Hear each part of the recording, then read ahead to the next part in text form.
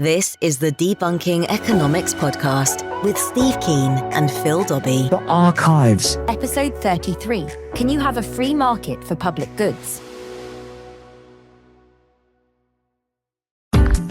Hello, I'm Phil Dobbie, and today on the Debunking Economics Podcast, can you apply the free market way of doing things to public goods? It seems there's been a relentless desire to try and just do that, make public goods work in the same way as products and services delivered for a profit in a competitive landscape. But can you do that with things like health and education? Well, lots of governments are trying. And what about things that are not directly consumed, like defence or research? Professor Steve Keen knows all about this because he works in the education sector whilst trying to do research. So how do you apply free market principles like pricing to something as nebulous as research, for example? Let's start, Steve, with a definition of a public good, first of all. A definition I've got is that it's something that's available to everybody, presumably, and something we don't pay for directly. We all chip in to the kitty, which we may or may not take out of. Yeah, well, it's things like, education. It's also the main thing about a public good is it's something which benefits more than the person who consumes it. I won't say buys it. So if you have education in general, then even somebody who gets no education whatsoever can benefit from what the product of the education is. If that education leads to improving the quality of rail services, we have better engineers who, for example, realise that, hey, every autumn there are leaves on the rail. Maybe we should design an engineering system to get rid of the leaves. That'd be good. Obviously, that hasn't happened in England. It's never going to happen. Never going to happen. No, you live in a fantasy land if you believe we're not going to have that announcement saying trains cancelled because the leaves on the line. Just so this is a slight diversion. I saw a video. I don't know if you've seen it. It's gone viral of these people in Canada or somewhere standing on a train platform with it piled high with snow, and a train with a snow plow comes through and completely engulfs everyone on the platform in snow. So they can get trains through when the snow is piled up to the platform, but leaves on the line in autumn in Britain. We'll stop London trains. I know that's the people who don't live in London. It's one of the little idiosyncrasies of the place which just leave me speechless. So research theoretically should be able to solve problems like that. So that's another example of a public good. That's right. If the person who is the purchaser or the person who experiences whatever we're talking about is not the only beneficiary, and then that's an argument to say, well, if you actually leave it to the marketplace, even if you accept, of course, which I'm critical of, the notion that the market will always choose the right quantity for everything. That's one case where that theory clearly has a breakdown that people who promote it have to accept, and that is that if you rely upon just the benefit for the individual in consuming that good through a market mechanism, you'll get less of it produced than the society actually needs. So how do we, in that case, make sure that resources are being efficiently allocated? Because we've got Donald Trump, for example. He's proposing a massive increase in defence or offence, is probably a better word, and massive cuts in environmental protection. Look, it's a purely arbitrary decision, isn't it? That's the problem. We're between a rock and a hard place in some ways, because we have. If you leave these things to the market, even the theorists who are total advocates of the market everywhere will have to say, yes, okay, in that area there'll be less than we need, so we need to have some sort of public intervention. But on the other side, particularly given the state of politics today, if you have people deciding on the basically their ideology rather than any logic what they should do, then you can have these services suddenly slashed and burned or dramatically expanded. In the case of, you said, the Department of Defense under President Trump. So it is we really have in some ways the worst of both worlds, because there's been such an ideology in favour of market provision of virtually everything that many services which qualify on that front of being something where the individual consumer is not the only beneficiary and therefore the market will underprovide. Lots of those services have been marketized. With pretty bad results a lot of the time. And then on the other side, we have arbitrary political decisions influencing what happens in the areas where we still have things that are treated as public goods in general, such as defence. But I mean, you could argue that is an allocation that is determined by the people who are the beneficiaries. So we are benefiting from defence. If people voted for Donald Trump and it was known that's how he was going to spend his money, then it's a choice made by people. You said the word known and Donald Trump in the one sentence. All right, okay. Well, maybe we didn't know. Well, we did sort of know what he was going to do. And look, we can look at the failings of the political system, and we could spend hours on that. But in theory, you elect a president based on a manifesto, and in that manifesto, he's going to indicate how he's going to spend money for the public good. So people are making a supposed rational decision on that. But let's not get too caught up in how the political system reflects political preferences. But the main point is that there should be some sort of systematic way to decide what products do we allow to be completely market-driven and which ones do we allow some market intervention in. And then when it comes to major issues where we know the market can't provide, what do you do about state provision? Which ones do you decide should be state provided? Which ones don't you provide? Some sort of sensibility to it. And at the moment, I'm afraid we've got neither and either. So how do we do that? I mean, that's the obvious question. Well, let's come back to the public good thing, because the classic public good in that sense is education. If you have education, meaning that people get trained in skills which can then be applied to the benefit of the rest of society, so that, again, the classic illustration of getting engineers who know to get leaves off rails, then the beneficiaries go well beyond the people who become the engineers. And there's a strong argument there that, well, in that case, the market will underprovide, so we have to have some contribution at an aggregate level as best as we can do it, which is through the political system and then through government spending. So that's one side of the coin. And let's focus on that one side in this particular podcast, because what we've had, of course, in the education department is the costs of providing an education, which used to be entirely state-based. If you go back 30 or 40 years, in the UK and in Australia and to some extent America. America hasn't changed all that much because it still had a strong market basis to it. But England and Australia have gone down the road of completely converting from seeing those as public goods to private goods. And now in England, of course, university entrants face £9,000 a year to get their degree over 3 years. Yeah. And they're paying virtually entire cost of the education.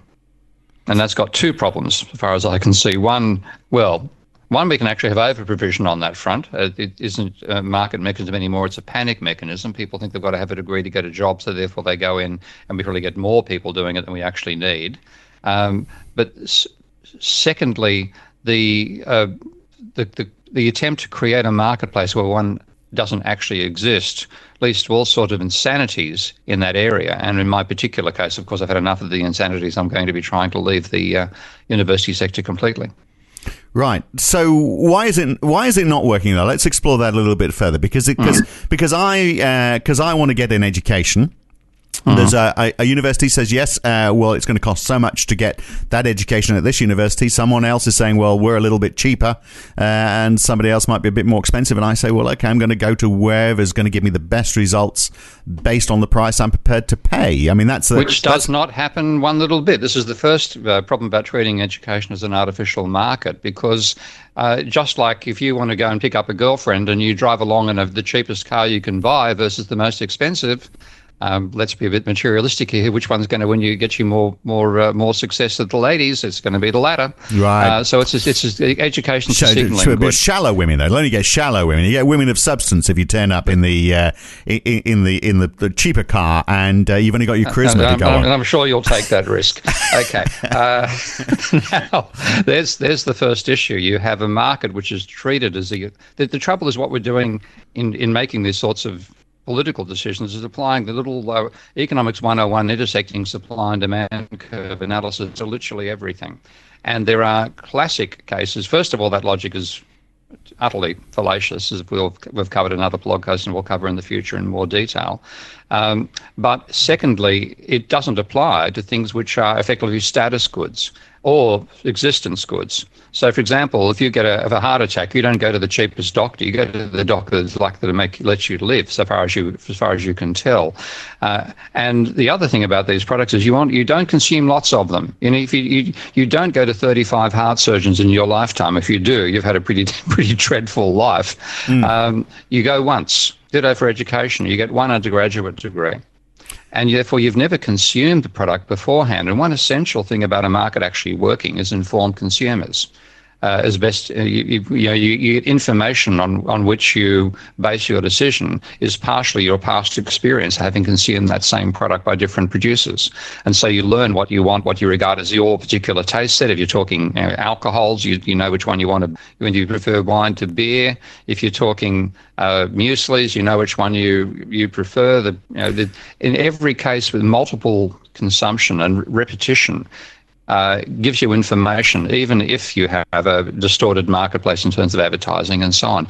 There's a way in which the consumer knows what they're buying. Yeah. Now, if you try to do that to education or health, you have no idea what you're buying. Well, yeah, and health, therefore the whole idea, there's just not there. Health is an interesting one, isn't it? Because in fact, if you have a totally free market principle, then the best occupation might be to be a surgeon. You might get a better return being a surgeon than being anything else. Whereas, in fact, we might need more GPs because there might be a lot of old ladies who have lower level symptoms that, or older men. Let's not be sexist. That need health that a GP can provide, but the free market might not supply enough GPs to cater for that demand, or enough health workers in a particular sector. So that's an example where I guess the free market's not going to work because people are always going to take the best paid salary, which is like your analogy of driving the best car to get a girlfriend, I guess. Yeah, and this is one of the problems, that you don't want to have the market mechanism applying there, because then one of the ideas about the market mechanism, why that it appeals to people so much, is that it's regarded as being relatively anonymous. So if you're King Charles turning up, then you're the same as Charlie turning up to get service. And secondly, that it eliminates power, because there's so many providers of each of the services that there's dispersal of power, and therefore one side can't exploit the other. That simply does not apply when you're talking about a life-threatening situation. You are not going to have lots and lots of heart surgeons who are regarded as the same quality. There'll be dramatic variations there. And if you allow the top ones to price, then you literally get effectively price gouging. And so there are strong arguments to say, look, we want to make sure you get a decent income. And this is actually one area in which both of the NHS is completely failing its medical staff. They're paid appallingly here compared to what they can earn in the rest of the world. But the principle of letting it go to the market just doesn't work, because you don't have the anonymity, you don't have the repeat purchase, you don't have the informed consumer, and you do have the capacity, if you leave it totally market-based, to gouge the buyer, because they're desperate. They'll give their entire life savings, which has been the situation that's given America such an appalling health system. An appalling health system would cost twice as much, or 3 times as much as the UK one, absolutely. Much more than that. Can a public good have competition? In fact, does it work better if it has competition? For example, is the presence of private health making the NHS work better, or does private education improve public education? There are some times when that can be true. One of my favourite people in non-orthodox economics, actually, in terms of implementing it rather than simply just talking about it, was a guy called Hugh Stretton, who was the director of the low-income housing program in South Australia, and quite a noted Australian intellectual. And Hugh was one time in one of his after-work meetings, some of his staff got rather bolshy, and one of them said essentially, there should only be public housing, not private. And Hugh just gently replied, no, we need them to keep us sufficient, and they need us to keep them honest. Yeah. And so there is a yin and yang potential balance there. So I'm not completely opposed to, for example, private education as a part of a public system. I think it does have a role. But when you try to entirely mould the public system on the basis of it making it model a private system, then you get all sorts of crazy distortions happening. Because, again, in this market, there is, certainly for people entering from high school into university, they have nothing like the capacity to be informed consumers. So what you get is the government, they say, well, let's actually make up some of the information. So we create all these scales and things like that, so that students can rank the university on, staff-student ratios and and student feedback and national student surveys, etc., etc. But all this stuff, the system then distorts to try to get the maximum scores on all that information, and it is completely unreliable at a level of detail where the students actually turn up, because you don't do when you go to university, you don't do a degree in Cambridge, you do a degree in ornithology in Cambridge, and you may well find that Cambridge's overall reputation for being brilliant at everything doesn't apply in the ornithology department. It doesn't apply in the economics one. I can certainly say that without... well, I can annoy some people, and I'm quite happy to annoy them. Really? I know that's not like my personality. Of course, I'm really surprised by that. Yeah. But that's the issue, that the students are buying at a much tighter level of detail than can actually be communicated in the artificial market signals that are being generated to try to make this place work like a market, and therefore you get that's one reason why I've had enough of the university system, because guaranteed I'm going to be rated as a bronze educator under the tertiary, what's called the TEF, the tertiary teaching excellence framework, TEF. The next three-letter acronym coming our way in England, will rank entire universities as gold, silver, or bronze teaching institutions. Now, how are they going to go about doing that? Well, simple. They're going to university can put as much money as they can to ticking the right boxes to be scored by a bunch of visiting bureaucrats and regulators as gold level rather than silver or bronze. My university, which is down the bottom end of the pecking order, is on a hiding to nothing to cop the bronze level, just because of its ranking system overall. And in that basis, I'm going to be rated as a bronze educator. I'm simply not going to put up with that. Yeah. So that is one of the cases where it just becomes just so absurd, these trying to generate artificial market signals to generate what is missing in this non-market that you've turned into one. Right. But you can understand I'm not saying it's right, but you can understand the temptation to do that, because obviously the benefits from public goods are less direct than private goods. So if I go and buy a TV, I can watch it. It might take me a day or two to discover there's nothing actually worth watching, but I'd see an immediate benefit from having bought that TV. Education, there's a personal benefit, and there's a lot of personal benefits, not just the education I'm receiving, but all the other good things that come with going through school, making friends, and learning how to be a member of society, all of those flow-on effects. But then there's effects down the track, like greater productivity from having a smarter workforce, which benefits everyone. But our short-termism, I think, we're ignoring those things, aren't we? Because it's too hard to measure. And we end up with the absurdities of artificial measures that then distort the whole system. So it is a problem, because the advantage the market system has, and the reason people push for it all the time, is that it appears to be the most efficient way of deciding how much to allocate to different sectors of the economy. And when you're talking just goods, which the benefit is overwhelmingly received by the person who's buying it, and where there are repeat purchases occurring all the time, and where they can compare what's supplied by other people, then that is justified. But when it's extended as far as it has been by this pro-market ideology in so many parties around the world, it ends up with you applying it where it simply doesn't work. So if you want to get a rail journey from here to Brighton, why not go by the Northern Line and see what they offer as a price for a ticket to get to Brighton? There is no such possibility, of course. Therefore, you get price gouged by the one supplier who's been given a private monopoly out of what was a public monopoly in the first instance.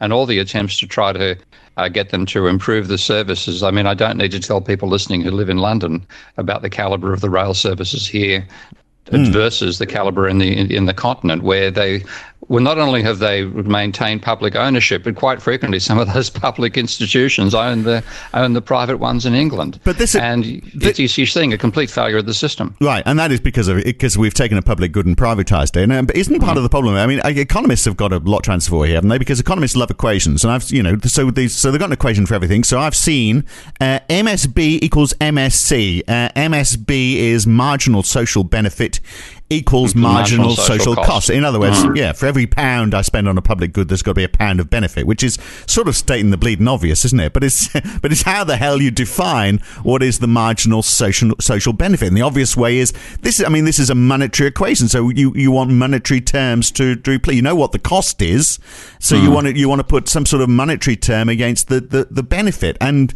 it can't be done, can it? Isn't that the fundamental issue here? It's one of the fundamental issues. The other major one, which I focus upon more than that one, is that you want to have these things developed over time. You want to have improving capabilities over time. And when you hand over something which is a public good and which gives you a monopoly on a particular area, just think about people travelling from Brighton to London each day, and there's only one rail service going down there. There is, because the potential alternative ways of getting from Brighton to London are so difficult, they have a monopoly in transportation from the two, and the advantage to the managers is a short-termism. Return as much profit as you can to your shareholders and get out before problems cause a change in the system. And you get basically you neglect maintenance. That's why there are still leaves on the rail. You don't bother doing things which are obvious to reduce costs. Therefore, over time, it can actually be far more expensive and less effective. And if you compare the cost to the consumer and the cost to the state of rail transport systems around the world, then where they're publicly owned, they tend to be better quality and cheaper.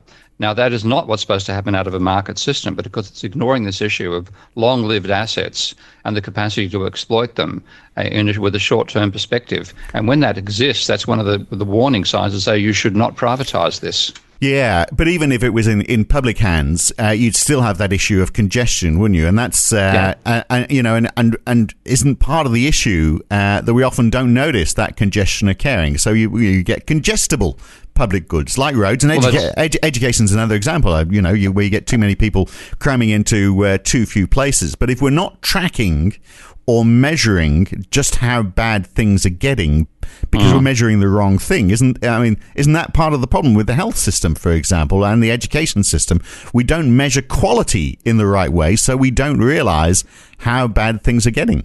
Well, partly this is because some things can't be measured, and that's one of the things, again, like with research, again, being an academic, the measurement of research is distorting what is actually produced as research. So there are some issues that you simply say, look, this is just... Let's not try to get a simple metric for this. Let's accept that there are some things which are unmeasurable and work at a more social level. And the trouble, of course, with as well as having this market obsession at one extreme where you try to marketize non-marketable products like transportation, education and health, at the other extreme you have a state believing that it has to balance its books, and therefore because it has an excess of spending over taxation, it must reduce spending in these areas every year. And that is equally, I think we're going to have to discuss in yet more detail in yet another podcast, but that is equally wrong.